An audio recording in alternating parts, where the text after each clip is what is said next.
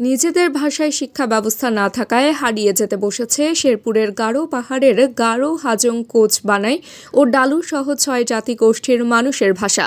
প্রাথমিক বিদ্যালয়ে বিভিন্ন জাতিগোষ্ঠীর ভাষায় লেখা বই ও শিক্ষকের অভাবে মাতৃভাষার চর্চা হচ্ছে না আদিবাসী ছেলেমেয়েদের। জানা যায়, শেরপুর জেলার শ্রীবর্দী, ঝিনাইগাতি ও নালিতাবাড়ী উপজেলার বিশাল এলাকা জুড়ে গারো পাহাড় অবস্থিত। এই পাহাড়ি এলাকাসহ সারা জেলায় গারো, হাজং, কোচ, বানাই ও ডালু সহ ৬ জাতিগোষ্ঠীর অন্তত ৭০,০০০ মানুষের বসবাস। এসব গোষ্ঠীর মানুষের কাছে আলাদা আলাদা ভাষা আছে, নিজস্ব সংস্কৃতিও। নিজ ভাষায় কথা বলা সহ সামনে এগোতে চান তারা, কিন্তু চর্চার সংরক্ষণের অভাবে বিলুপ্তির পথে তাদের মাতৃভাষা। পরিবারের সুখ দুঃখের গল্প মাতৃভাষায় করলেও এসব জাতিগোষ্ঠী মানুষের ভবিষ্যৎ স্বপ্নের পথে এগিয়ে যেতে হয় বাংলা ভাষার হাত ধরেই। তাই দিন দিন তাদের মাতৃভাষা হারিয়ে যাওয়ার আক্ষেপ তাদের।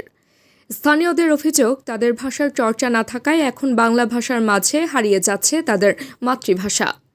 খোঁজ নিয়ে জানা গেছে, ভারতের সীমান্ত ঘেঁষা বানাই পাড়ায় বেশ কয়েকটি বানাই পরিবার বাস করলেও প্রায় হারিয়েই গেছে ডালু জাতিগোষ্ঠী। ভাষার সঙ্গে হুমকির মধ্যে তাদের সংস্কৃতিও। ভাষার প্রাতিষ্ঠানিক কোনো রূপ না থাকায় হারাতে বসেছে এই দুটি জাতিগোষ্ঠী সহ ৬টি ভাষা ও সংস্কৃতি।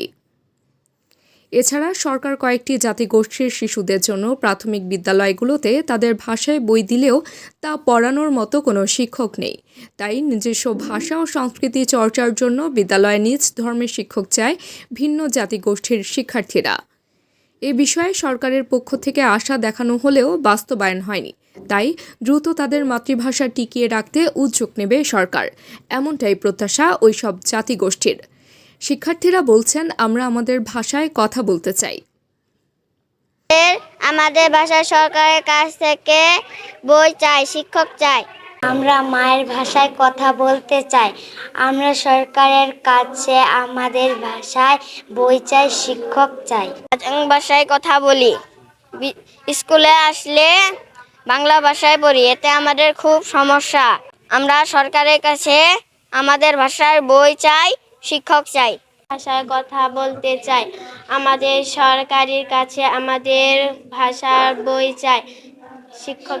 প্রাথমিক বিদ্যালয়ের শিক্ষকরা বলছেন, আদিবাসী শিক্ষার্থীদের জন্য ভাষা শিক্ষার আলাদা বই ও শিক্ষক দরকার।